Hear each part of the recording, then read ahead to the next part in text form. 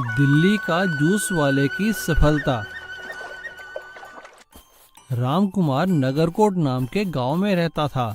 वो पढ़ाई लिखाई में बहुत अच्छा था। अपने गांव के स्कूल में प्रथम आने के बाद उसने शहर के कॉलेज में एमबीए में एडमिशन लिया और एमबीए की परीक्षा बहुत अच्छे अंकों से पास की और खुशी खुशी घर आकर अपने माता पिता को अपने सर्टिफिकेट दिखाए। उसके सर्टिफिकेट और मेडल देखकर उसके माँ बाप बहुत खुश हुए।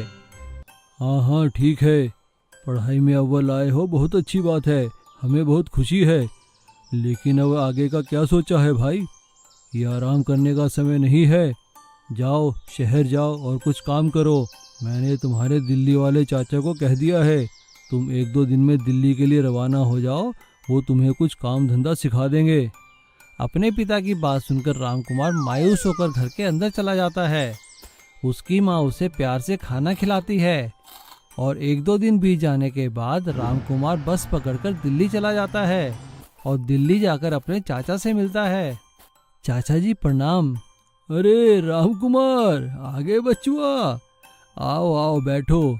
चाचा जी, वो पिताजी कह रहे थे कि आप कुछ हमें काम धंधा दिलवा देंगे। हाँ बेटा, देखा तो है 1-2 जगह तुम्हारी नौकरी का, कल ही चले जाना वहाँ पर। रामकुमार अपने चाचा की बताई हुई जगह पर नौकरी के लिए जाता है, लेकिन उसे अपने एमबीए होने का बहुत घमंड था। वो जहाँ भी नौकरी मिलती उसे अपने लायक नहीं समझकर मना कर दिया करता था। ये देखकर उसके चाचा ने रामकुमार के पिता से फोन पे बात की। सारी बातें सुनकर रामकुमार के पिता ने अपने भाई से रामकुमार को सबक सिखाने के लिए कहा। अगले दिन चाचा ने रामकुमार से कहा, अरे भाई रामकुमार, उठो उठो, चलो तुम्हें काम पर जाना है। चाचा जी, काम पर? नौकरी तो मेरी। हाँ हाँ मुझे पता है, चलो आओ मेरे जूस के ठेले पर चलो, आज से मैं तुम्हें काम सिखाऊंगा। क्या चाचा जी, जूस का ठेला और मैं? हाँ हाँ चलो भाई, कब तक यूं बैठे मुफ्त की रोटियां तोड़ते रहोगे, चलो उठो।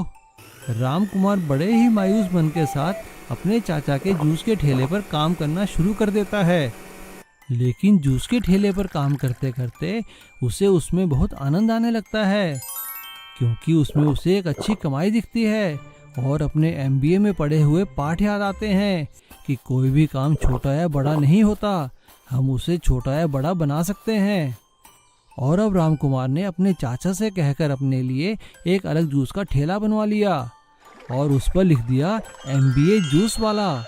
इस तरह अब रामकुमार अपने जूस के ठेले पर मॉडर्न तकनीक और साफ सफाई से जूस बेचने लगा और अब उसका जूस का काम काफ़ी चल निकला, क्योंकि उसे अब मेहनत की कीमत पता चल गई थी।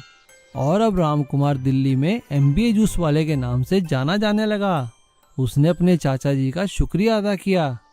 चाचा जी, कॉलेज में तो मैंने सिर्फ किताबें पढ़ी है, जिंदगी का सबक तो आपने मुझे सिखाया है, आपका बहुत बहुत धन्यवाद। अरे बचुआ, धन्यवाद करना है तो अपने पिताजी का करो।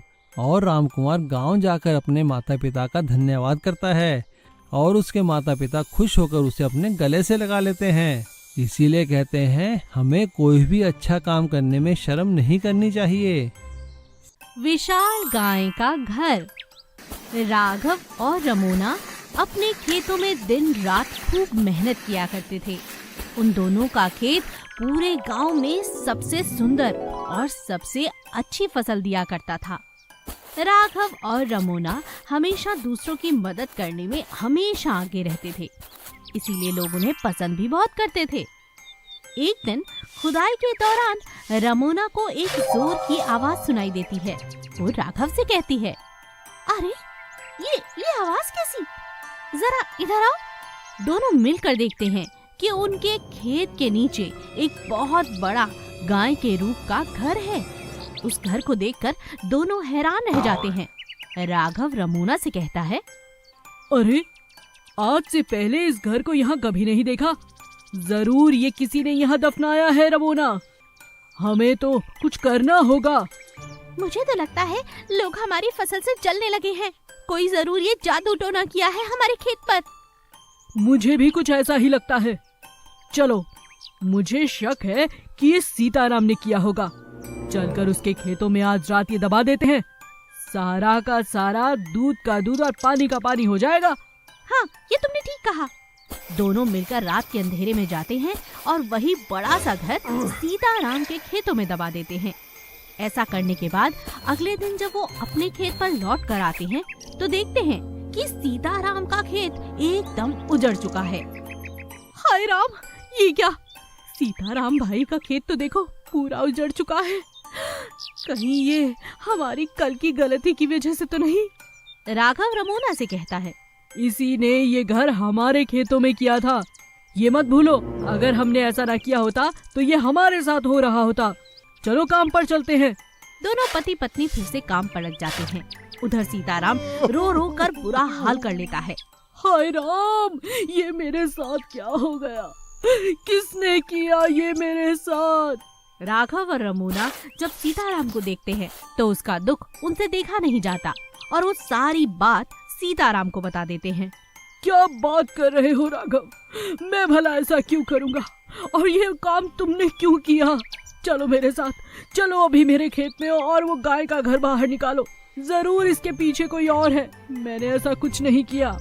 अब तीनों मिलकर फिर से सीताराम के खेतों से वो गाय का घर बाहर निकालते हैं।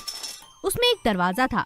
जब उसे खोलते हैं तो वहाँ पर एक जादुई गाय बैठी हुई थी जो जोर जोर से हंसने लगती है और कहती है, ये तो मैं आजाद होने के लिए यहाँ पर आई थी तुम्हारे खेतों में और तुम दोनों एक दूसरे पर ही शक करने लगे। अब मैं आजाद हूँ, मैं तो चली। जैसे ही वो गाय आजाद हो जाती है, जादुई घर अचानक से गायब हो जाता है। सीताराम राघव को देखता है और राघव सीताराम से माफी मांगता है। दोस्त, मुझे माफ कर दो, तुम पर शक किया मैंने। ना जाने ये जादुई गाय और ये घर कहाँ से आ गए थे। तुम तो जानते हो मैं किसी का बुरा नहीं करता, मगर आज मुझसे भी गलती हो ही गई। सीताराम राघव को माफ कर देता है और एक बार फिर से राघव और सीताराम अपने अपने खेतों में फिर से मेहनत पर लग जाते हैं और खुशी खुशी जीवन जीने लगते हैं। छगन और मगन बहुत ही शातिर ठग थे। वे दोनों इकट्ठे मिलकर लोगों को ठगा करते थे। वो दोनों बातें करने में इतने माहिर थे कि कोई भी इंसान उनकी बातों में आकर ठगा जाता था। अरे काका राम राम। अरे राम राम भाई, कौन हो, पहचाना नहीं?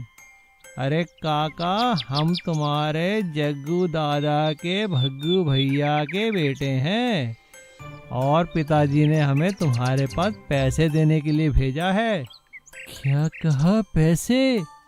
हाँ काका, ये लो पैसे और इस पर साइन कर दो ताकि हम पिताजी को दिखा सकें। और इस तरह से एक बुजुर्ग इंसान उनकी बातों में आकर उनके द्वारा दिए गए पेपर पर साइन कर देता है। वे दोनों उसे 10,000 रुपये देते हैं, लेकिन बदले में उसकी लाखों की जायदाद अपने नाम करवा लेते हैं और बाद में वो जायदाद एक फैक्ट्री मालिक को बेच देते हैं। जब उस बुजुर्ग को पता चलता है तो वो सिर पीट कर बैठ जाता है और इधर खरीदने वाला भी परेशान हो जाता है। लेकिन तब तक बहुत देर हो चुकी थी। वो दोनों उस गांव से भाग जाते हैं और शहर में जाकर एक होटल वाले को ठगने की सोचते हैं। छगन बहुत अच्छा खाना बनाता था तो इसलिए होटल मालिक उसे एक कुक की तरह नौकरी दे देता है और मगन वहाँ पे वेटर का काम करने लगता है। लेकिन इससे पहले कि वो होटल मालिक को ठग सके, एक पुलिस इंस्पेक्टर वहाँ पे खाना खाने आता है तो वो दोनों को पहचान जाता है। वो तुरंत पुलिस फोर्स बुलाकर दोनों को गिरफ्तार कर लेता है और दोनों को जेल में डाल दिया जाता है। एक दिन दोनों आपस में बात करते हैं। अरे छगन, कब तक जेल में बंद रहेंगे? कोई उपाय सोच यार। हाँ मगन, मैं भी सोच रहा हूँ क्या किया जाए जेल से बाहर निकलने के लिए। अरे देख, हम तो होटल वाले को ठगना चाहते थे ना, तो क्यों ना जेल में होटल खोलकर जेल वालों को ही ठगा जाए।